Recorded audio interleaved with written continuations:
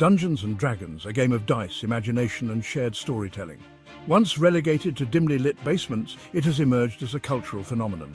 Shows like Stranger Things and Critical Role brought D&D to the forefront. Millions embraced its magic, its power to transport us to fantastical realms. But amidst this triumph, a storm brewed. Whispers of change, of corporate greed threatening the very soul of D&D began to circulate. A revised open gaming license, the bedrock of DD's open and collaborative spirit, was on the horizon.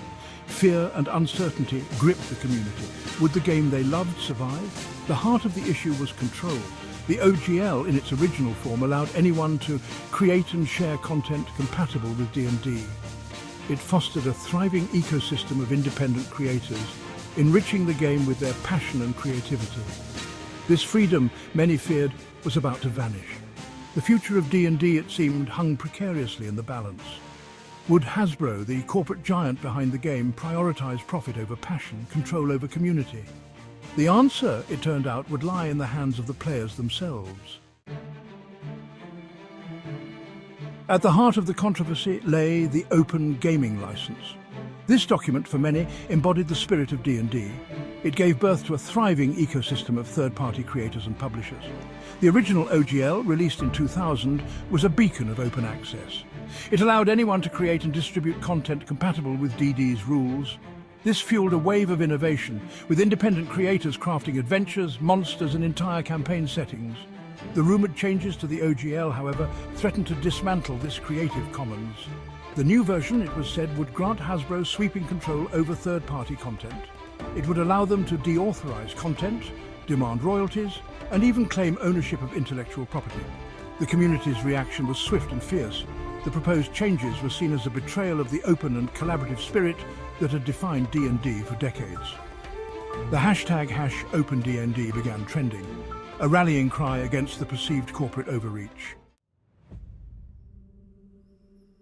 The leaked details of the new OGL spread like wildfire through the D&D community. Forums buzzed with outrage, social media erupted in protest, and a collective sense of betrayal filled the air. This wasn't just about a game, it was about a community, a way of life for many. Dungeon Masters, the lifeblood of any D&D campaign, were among the most vocal critics. They saw the proposed changes as a direct attack on their creativity and autonomy. The fear was palpable.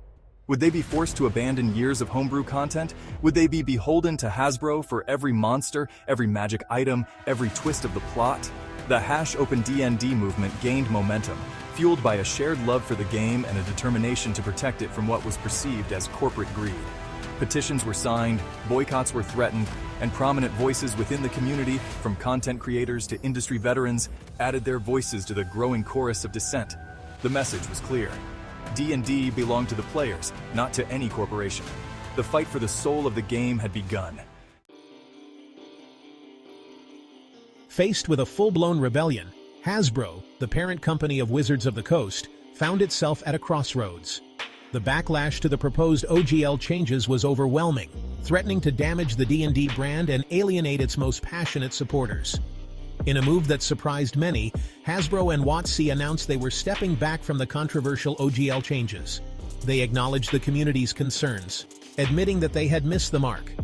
A period of public consultation was promised, a chance for the community to have its say in shaping the future of the game. This apparent change of heart was met with cautious optimism by some. Could this be a genuine attempt to listen to the community, to find a solution that worked for everyone?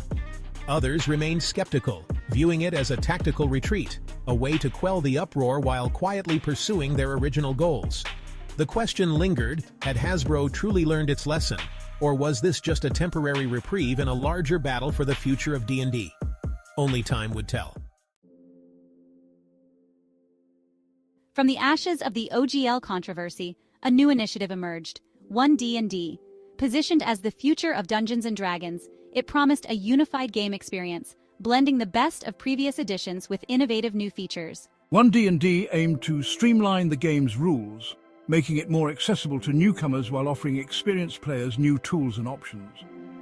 Digital integration was a key aspect, with a VTT, or virtual tabletop platform, designed to enhance the gameplay experience. However, skepticism within the community remained. the shadow of the OGL controversy loomed large, casting doubt on Hasbro's true intentions.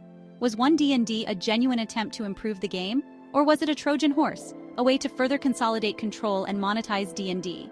While One D&D introduced intriguing features and promised a more unified gaming experience, the question of trust lingered. The community, still scarred by the OGL debacle, approached this new era with a mixture of cautious optimism and wary skepticism. The OGL controversy brought into sharp focus a growing concern within the D&D community, the increasing monetization of the game. Hasbro, a publicly traded company, is beholden to its shareholders, and the pressure to maximize profits is constant. One D&D, with its emphasis on digital integration and online platforms, raised red flags for some. The fear is that Hasbro will use this as an opportunity to introduce microtransactions, subscription services, and other forms of monetization that could create a pay-to-win environment and price out players who can't afford it. The D&D community has always been built on a foundation of inclusivity and accessibility. The fear is that aggressive monetization strategies could erode this foundation, creating a divide between those who can afford to pay and those who can't. The challenge for Hasbro is to find a balance between generating revenue and preserving the spirit of the game. The community will be watching closely, ready to hold them accountable for their actions. The OGL controversy served as a stark reminder of the power of the D&D community. When faced with a threat to the game they loved, players, dungeon masters, and content creators united in a wave of protest that could not be ignored. This passionate community is the lifeblood of D&D. It's the dungeon masters crafting immersive worlds, the players bringing their characters to life, and the content creators expanding the game's possibilities. It's this collective creativity and passion that has sustained D&D for decades. Hasbro and WotC would be wise to remember this.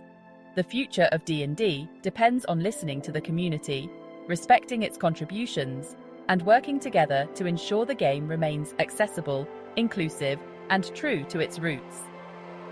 The D&D community is a force to be reckoned with, a testament to the enduring power of shared storytelling and imaginative play.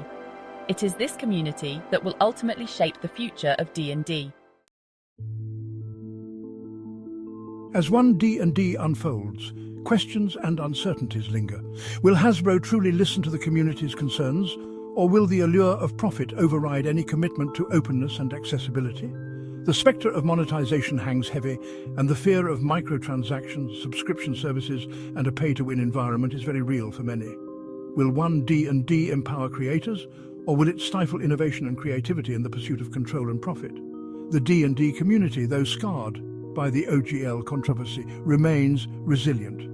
It understands that the future of their beloved game rests in their hands. They will continue to raise their voices, hold Hasbro accountable, and fight to ensure that D&D remains a game for everyone. The story of D&D is still being written. The choices made today will determine its trajectory for years to come. Will it be a story of corporate greed and the erosion of trust, or a tale of collaboration, innovation, and the enduring power of community? Only time will tell.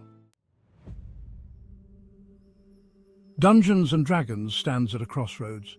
The OGL controversy revealed the raw passion of the community and the very real tension between corporate interests and creative freedom.